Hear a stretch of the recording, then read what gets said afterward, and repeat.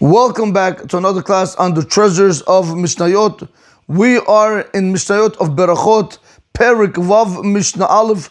This is a new Perek, B'Shem Hashem Naseh V'Natzliach. Today we want to speak about the importance of blessing before and then after blessing when it comes to eating food or drinking liquids.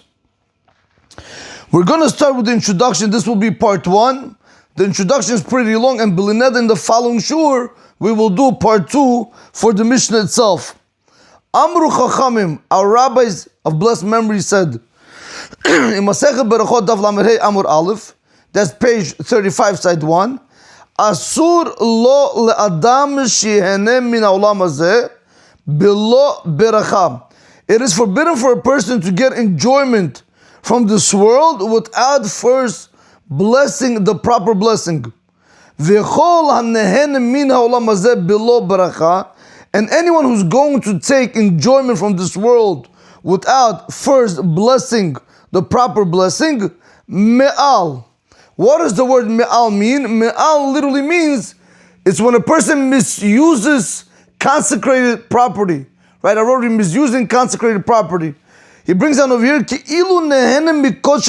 as if you're benefiting things which were consecrated to heaven.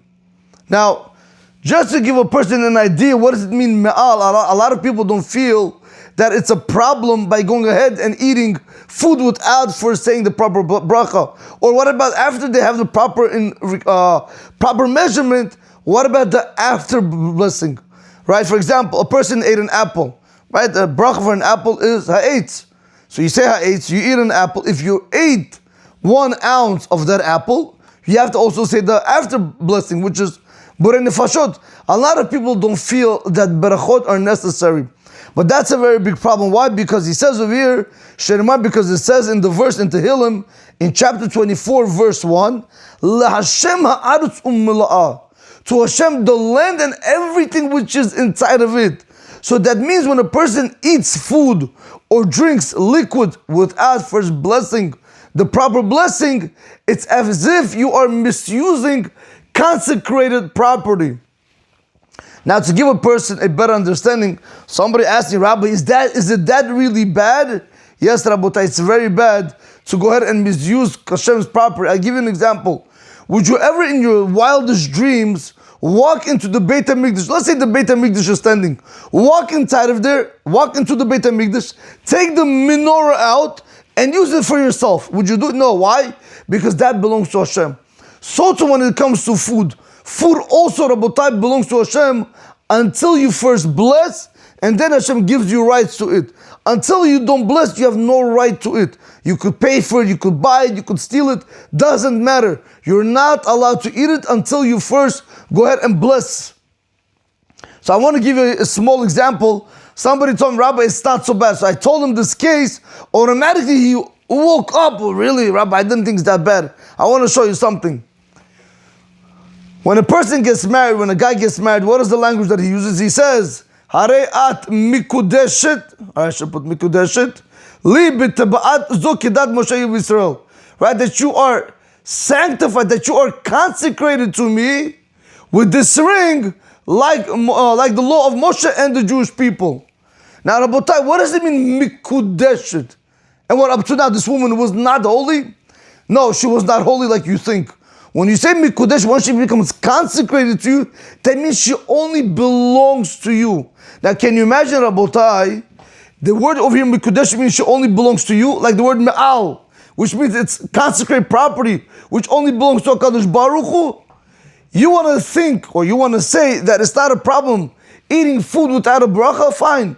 What would you think about people using chas v'shalom lolin, Rabotai, your wife, without you first divorcing her? When a person divorces his wife, she's allowed to go ahead and get remarried to another guy. When you say a bracha over here, you're allowed to go ahead and you're allowed to eat that bracha. You're allowed to eat that apple or that food.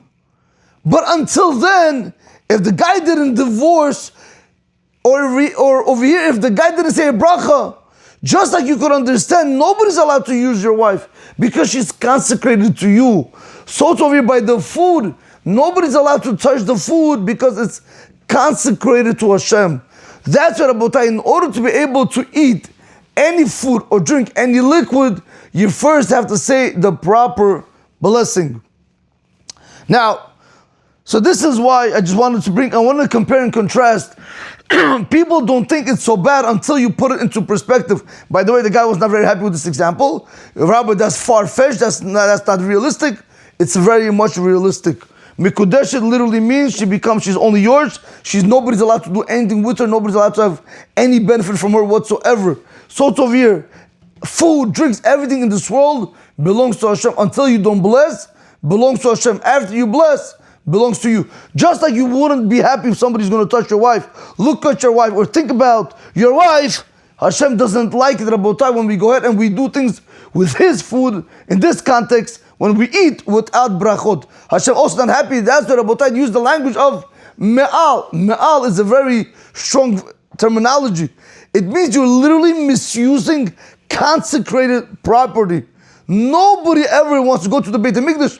We think about the Greeks, right? When they went to the Beit HaMikdash, they destroyed the Beit HaMikdash, they took out the Mizbech and everything, whatever they took out. You think what they did is bad.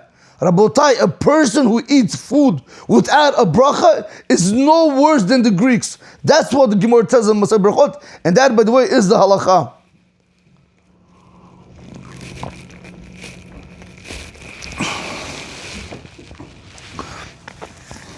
Okay.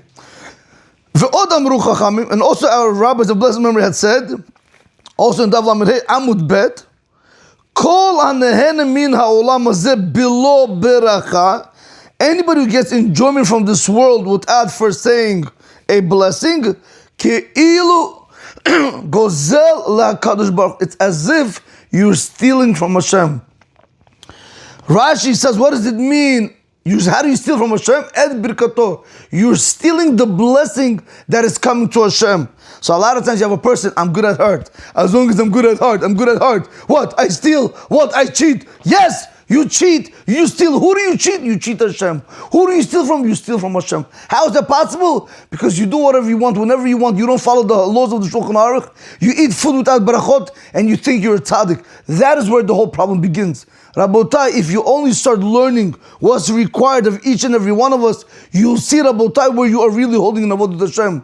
How many of us, Rabotai, okay, sometimes we're able to say the beginning bracha. How many of us forget to say the after bracha? Or better yet, I was speaking in my shul in the house of Torah during the Kiddush of Netz. How many of us, when it comes to eating during Shabbat, 3 hours you could eat, 4 hours you could eat. Rabotai, how long does it take us to say Birkat Hamazon? 2 minutes? 30 seconds? 1 minute? How's that possible? Why not 5 minutes? Why not 3 minutes with kavanah? I don't know whatever amount is going to take you to do it. But now, why not with kavanah?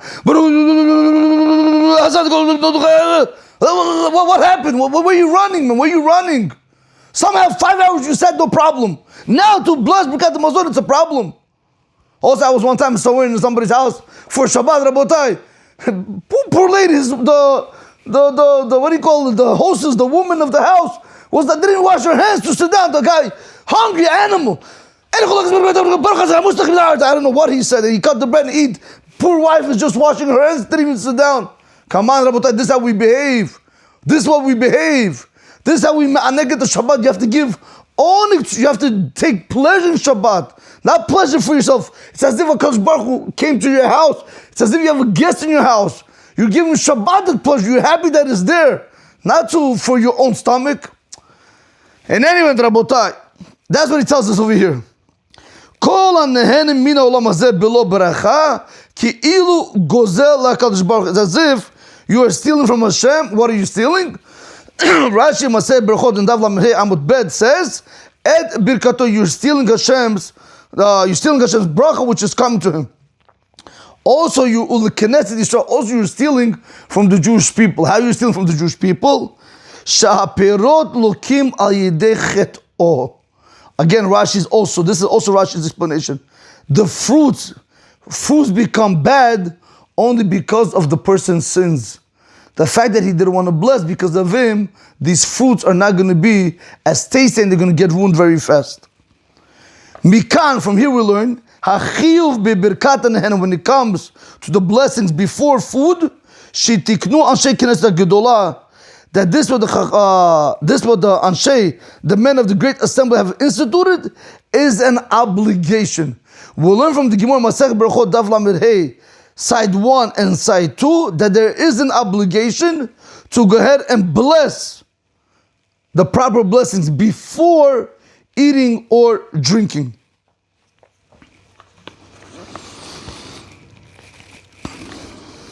ויש שלמדו חיוב ברכת הנהנה מן הכתוב עם ויקרא פרק י"ד פסוק כ"ד, פרק י"ט פסוק כ"ד. Someone will learn out the obligation for blessing, the before blessings on food, from the verse in Vayikra in chapter 19, verse 24. What does it say over there? It says, Kodesh Hilulim La Hashem. Okay, let me explain this to you.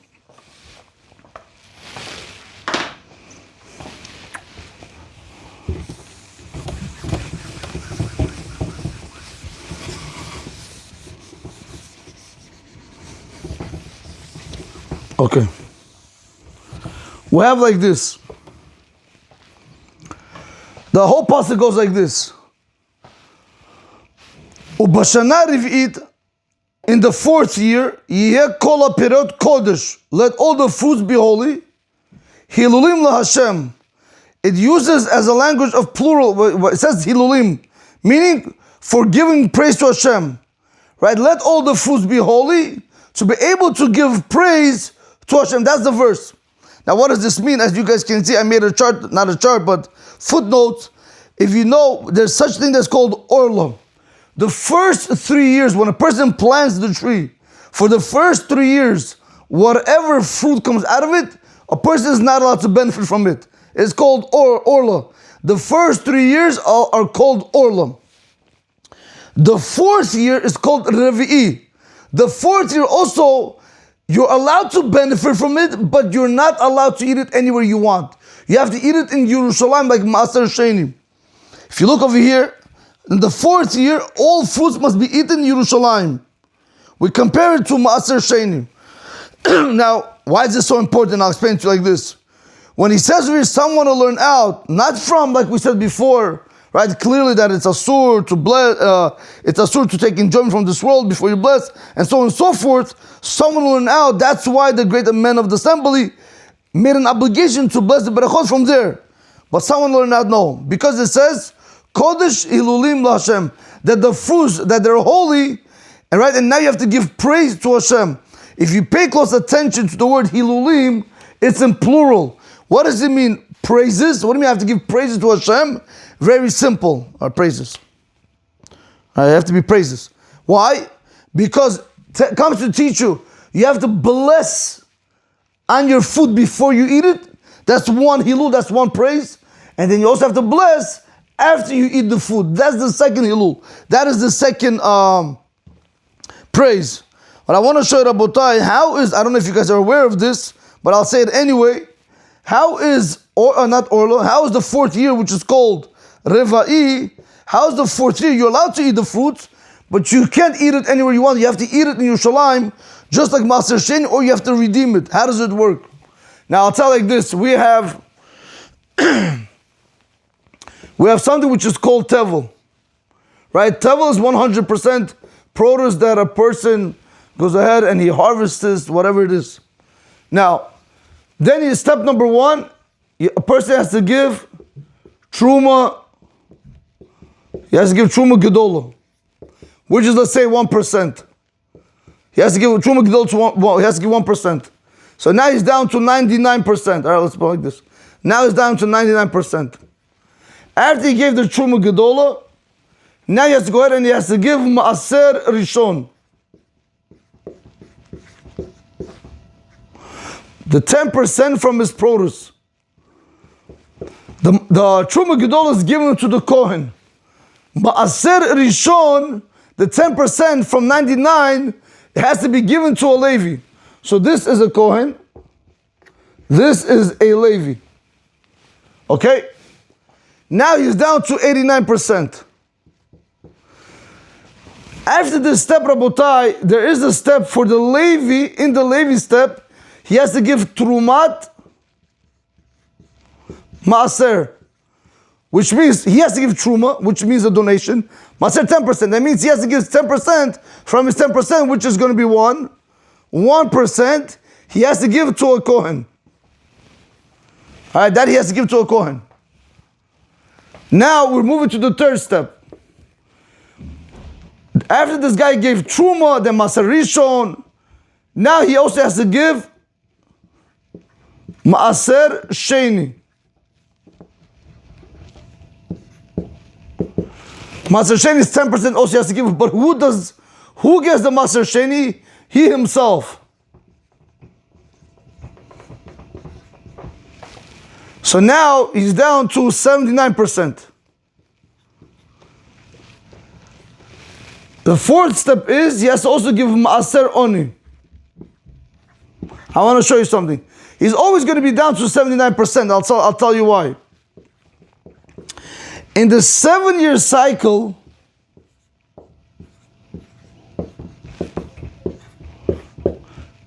the 7th year is Shemitah, when you cannot work the land. In the 7th-year cycle, there's 6 years. The 1st, 2nd, 4th, 5th, all of these are considered to be Maaser Sheni. I'll explain to you what I mean in a second. The 3rd and the 6th is Maaser Oni. What do I mean? Let's say this guy decided to go ahead and he wanted to harvest on the 1st year the fruits. That means he's going to go ahead and he's going to give Truma 1%. Then he's going to give Maaser Rishon 10% to the Levi. Then he's going to give Maaser Sheni 10% to himself. That means this Maaser Sheni on the 1st year, he can't eat it anywhere he wants. He has to bring the crop or the produce to Yerushalayim and he has to eat it there. Say he can't do that, it's too much. No problem. How much is the produce worth? 1,000, 2,000? He has to take money. He has to redeem the fruits onto the money. Then he has to go to Yerushalayim. Now he has to buy produce over there and eat the fruits or the produce there. That's on the 1st, 2nd, 4th, and 5th year. But what happens if he harvests it on the 3rd year? He's going to give truma to the kohen, maaser rishon to the Levi. He doesn't take maaser sheni for himself, but he goes ahead and he gives maaser oni, he gives to the poor people. That's in the 3rd and 6th year. Why am I telling you this? We explained that the Riva'i is comparable to maaser sheni. It's comparable to maaser sheni. How? That the Riva'i, all the fruits which come out during the 4th year, you're not allowed to eat it anywhere outside Yerushalayim. You can redeem it, but you cannot eat it outside. Whatever laws we said to Maaser Sheni, exactly is going to also apply, to the laws of Revi'im. All right, so this is that. Then now let's get back to how do we know over here from Kodesh Hilulim Hashem, for giving praise to Hashem, how do we know it's before and after blessing? So he says like this: someone learned out the obligation of blessing the berakot on food from the verse in Vayikra Perek Yutet Pasuk Chavdalet. Kodesh Hilulim Hashem. Milamed comes to teach you Sheteunim bracha lifnehem ul'acharechem. It comes to teach that you're required to bless one bracha before and one bracha after.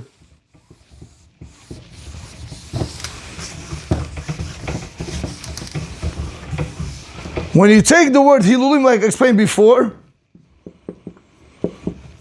which means praises in plural, one praise is going to teach me before blessing, and one praise is going to teach me after blessing. And you have the food right here in the middle. All right, that's how they want to learn it. They want to learn it from that verse. Koloimer, meaning to say, when a person is going to go ahead and he's going to eat the fruits of the tree on the 4th year, shehem mutarim be'achila, that they're allowed to be eaten, yochlam b'shnei chilulim, he should eat it with 2 praises. How do you have 2 praises? Very simple. How do you praise Hashem? before lifnehem, la'acharechem, before and after. By blessing HaKadosh Baruch Hu, by saying the bracha of, let's say I'm eating an apple, Baruch Ata Hashem Elokeinu Melech Olam Borei Pri Ha'etz, that is one hilul, that is one praise. What about the after blessing? If I ate 1 ounce of an apple, now I say Borei Nefashot Rabot and so on and so forth, that is the second hilul, that's what they want to learn out. Mikan Amar Rabbi Akiva, from me Rabbi Akiva said, Asur la'adam shiyitom klum kodem shivarech. From here, Rabbi Akiva learns out, it is forbidden for a person to taste anything until he first blesses a blessing. Now we want to go ahead and we want to see something else altogether. Now we want to learn a different way how we know that you have to bless on food before you eat it.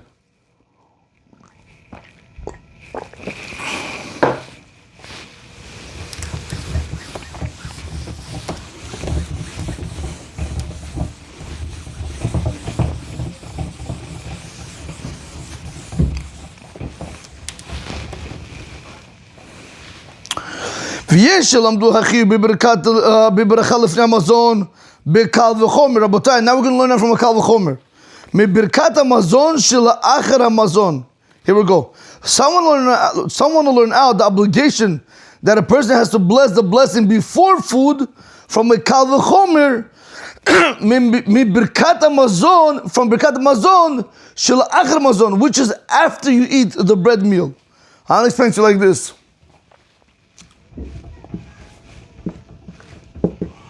We have a kal v'chomer. What is a kal v'chomer? Kal means something which is light. Chomer, which means something which is strict. Something which is heavy. Let's say heavy. So, if it applies by the kal, if it applies by something which is light, a leniency, how much more so is going to apply by something which is heavy, which is a stringency? That's a kal v'chomer. So comes the Kahati and explains like this. Someone learned out the obligation that you have to bless before food is after actually eating, after saying Birkat HaMazon. Watch this, Rabotai.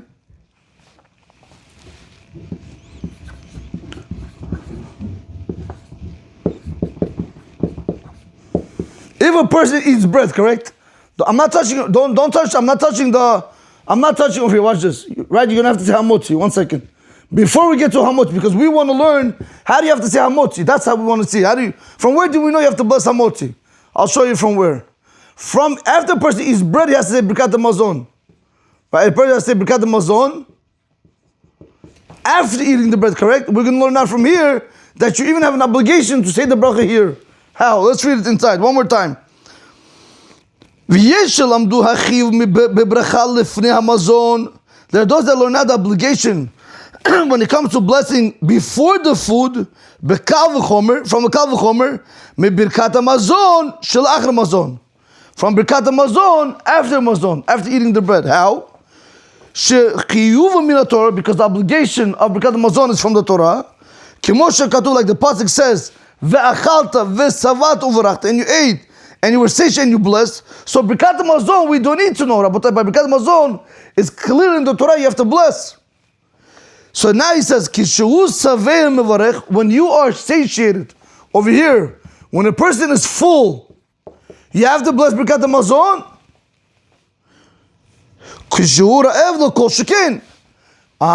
When a person is hungry, how much more so you have to bless? That is the Kal V'Chomer over here. If Birkat HaMazon, which is from the Torah, Rabotai, remember this is the third way we're learning right now that a person has to bless berachot before he tastes food. How? No pasukim, nothing, no hegdish, nothing, no hilulim Hashem. Clearly from the Torah. How do you know there's an obligation on a person to go ahead and bless Borei Pri Ha'etz or any other blessing on the food before you eat it? Very simple. Because when it comes to bread, after a person eats bread, we know from the Torah you have to bless Birkat HaMazon, like the pasuk says, ve'achalta ve'savat uvarachta. Beautiful. So the Gemara makes, the Kati brings the Gemara, which makes the Kal V'Chomer. If when you are satiated, you have to bless Hashem, how much more so when you're hungry and you have nothing to eat, you're hungry and you want to eat, how much more so you have to go ahead and bless the bread. you have to bless Hashem for the bread. That's how we learn out that before blessing for all the foods, that you have to go ahead and bless. So it comes out like this. How do I learn out that the before blessing for all other foods, from where do I learn out? From Birkat HaMazon. If I have to bless bread, if I have to bless after eating bread, where I'm saying I have to bless a Birkat HaMazon bracha, how much more so when I'm hungry, I have to bless the before bracha, which is Hamotzi, and I will apply this to every other food. That's what he's telling us over here. If a person says he has to bless, how much more so when you're hungry you have to bless? He says also there Masech Berachot Daf Lamed Hey Amud Aleph. Ve'od lemdim beGemara, also we learn out in the Gemara Masech Berachot Daf Memchet Amud Aleph. Mipusukim shunim al hachiyuv shechayvim levarech lefnei Hamazon. He says also there's different pasukim that obligate a person to go ahead and bless before eating any type of food. However, he says, make no mistake, blessing the before blessing is only from the rabbis. Like we brought on top. Now he just says, excuse me, our Mishnah comes to teach us, these blessings that Chacham instituted when it comes to eating fruits or when it comes to eating vegetables, as we'll see it in the following class, today we learned a very important concept, that Rabotai, when it comes to eating food or drinking any liquid, it's asur for us to taste anything until you first bless. And we brought 3 different ways you could go ahead and learn out the obligation for a person to bless before he eats any type of food. However, we did conclude very important that the blessing before the food is only the Rabbanan. The only time you're going to have midoraita is after the blessing after the food, and it's only by eating bread, nothing else, Rabotai. That's the only time you're going to have it from the Torah. So one more time, when it comes to before blessing before the food, this is from the rabbis. When the after blessing after the food, when it only comes to bread, this is not from the rabbis, it's from the Torah. Everywhere else is actually from the rabbis.